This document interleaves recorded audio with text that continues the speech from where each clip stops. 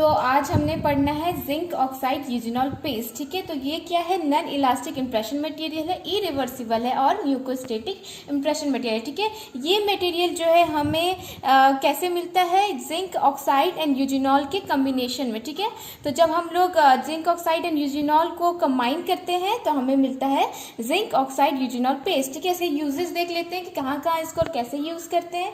सबसे पहले कि सीमेंटिंग करने के लिए हम लोग इसको यूज करते हैं, इंसुलेटिंग मीडियम। ठीक है, फिर टेम्प्रोरी फिलिंग के लिए यूज करते हैं, root canal treatment filling material की तरह यूज करते हैं, बाइट रजिस्ट्रेशन पैक में यूज करते हैं हम लोग, फिर करेक्टिव इंप्रेशन है हमारा, फिर सर्जिकल पैक इन पेरियोडोंटल सर्जिकल प्रोसीजर। ठीक है, सर्जिकल पैक में हम लोग यूज करते हैं जब हमें पेरियोडोंटल सर्जरी प्रोसीजर करना होता है, temporary relining material for denture. ठीक है, फिर इंप्रेशन मटेरियल की तरह यूज करते हैं ई डेंचुलस पेशेंट में। फाइनल इंप्रेशन हम लोग जब लेते हैं तब भी इसको यूज करते हैं ई डेंचुलस पेशेंट, मतलब जिसमें दांत नहीं होते हैं।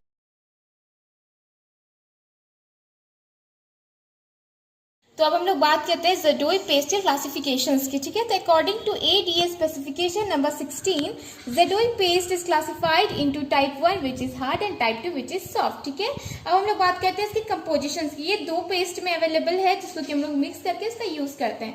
पहला है बेस पेस्ट जो कि व्हाइट कलर में होता है, दूसरा है कैटलिस्ट पेस्ट जो कि रेड कलर में अवेलेबल है। ठीक है, बेस पेस्ट में क्या क्या होता है, जिंक ऑक्साइड होता है 87% और मिनरल ऑयल होता है 13%। ठीक है, कैटलिस्ट पेस्ट में बात करते हैं क्या क्या कंपोजिशन है उसकी, तो यूजिनॉल होता है विच इज 12%, पॉलीमराइज रोजिन होता है 50%, फिलर होता है 20%, कैनोनिन होता है हमारा 3% जो कि प्लास्टिसाइजर है, फिर होता है रेजिनस बाल्सम होता है 10% और कैल्शियम क्लोराइड और कलरिंग एजेंट होता है 5%। तो ये था हमारा classification and composition of Z O E impression paste. बात करते हैं ज़ेडोई पेस्ट के मैनिपुलेशन की। ठीक है, तो इसके लिए हमें चाहिए glass slab, oil paper pad चाहिए हमें और स्टेनलेस स्टील स्पैचुला चाहिए। इसका मिक्सिंग टाइम है 1 मिनट। ठीक है, हम लोग 1 मिनट तक इसको मिक्स करते हैं जब तक इसका यूनिफॉर्म कलर हमें मिल ना जाए। ठीक है, तो हम लोग को पता है 2 पेस्ट फॉर्म में आता है हमारा ज़ेडोई पेस्ट। ठीक है, एक होता है हमारा बेस पेस्ट, एक होता है हमारा कैटलिस्ट पेस्ट। ठीक है, तो दोनों को हम लोग ले लेंगे और एक कूल ग्लास स्लैब में इक्वल लेंथ जो है दोनों पेस्ट का हम लोग इसमें रखेंगे। ठीक है, इसमें डाल देंगे कूल ग्लास स्लैब में। उसके बाद उसको मिक्स करेंगे स्टेनलेस स्टील स्पैचुला से जब तक कि हमें यूनिफॉर्म कलर नहीं मिल जाता। ठीक है, उसके बाद हम लोग उसको पेशेंट में यूज करेंगे। तो ये था हमारा मैनिपुलेशन।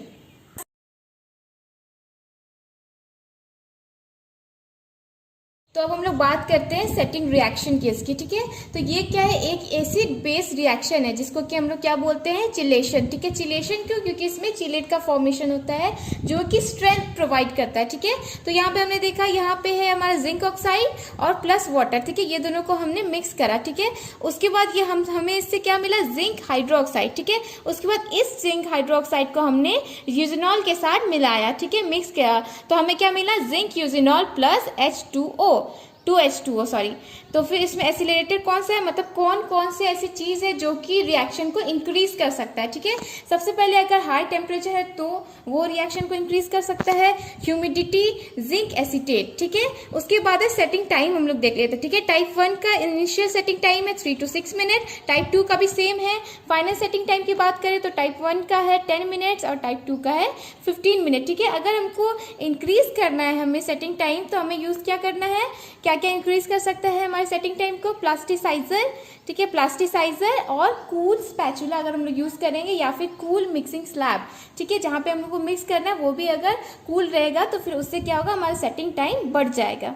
तो हम लोग बात करते हैं प्रॉपर्टीज की। ठीक है, ज़ेडोई पेस्ट के प्रॉपर्टीज की बात करते हैं। सबसे पहले हमारा कंसिस्टेंसी। ठीक है, अगर जो हमने मिक्सचर बनाया उसकी कंसिस्टेंसी थिक है, ठीक है, तो वो क्या करेगा, कंप्रेस कर देगा पेशेंट के टिश्यू को। अगर वो कंसिस्टेंसी थिन है तो वो कंप्रेस नहीं करेगा टिश्यू को। ठीक है, और थर्ड पॉइंट ये है कि अगर होमोजीनियस मिक्सचर है तो वो यूनिफॉर्मली फ्लो करेगा पेशेंट के माउथ में और अच्छे से इंप्रेशन ले पाएगा। ठीक है, उसके बाद है हमारा रिजिडिटी एंड स्ट्रेंथ। ये जो ज़ेडोई पेस्ट है इसके पास काफी मतलब की स्ट्रेंथ सही होती है इसकी और ये फ्रैक्चर को भी रेसिस्ट कर लेता है। ठीक है, उसके बाद है हमारा डायमेंशनल स्टेबिलिटी। ठीक है, डायमेंशनल स्टेबिलिटी भी इसकी सही है, कोई भी श्रिंकेज इसमें नहीं होती है। हम लोग लोग बात करते हैं advantages and disadvantages of ZOE paste. ठीक है, तो सबसे पहले देखते हैं इसके एडवांटेजेस क्या है। ये डायमेंशनली स्टेबल होता है और इसका जो है ऑब्टूडेंट इफेक्ट होता है पल्प पे, मतलब कि ये अगर पल्प में कोई पेन भी कॉज करता है तो वो बहुत ही डल पेन होता है, कभी कभी पेशेंट को पता भी नहीं चलता है।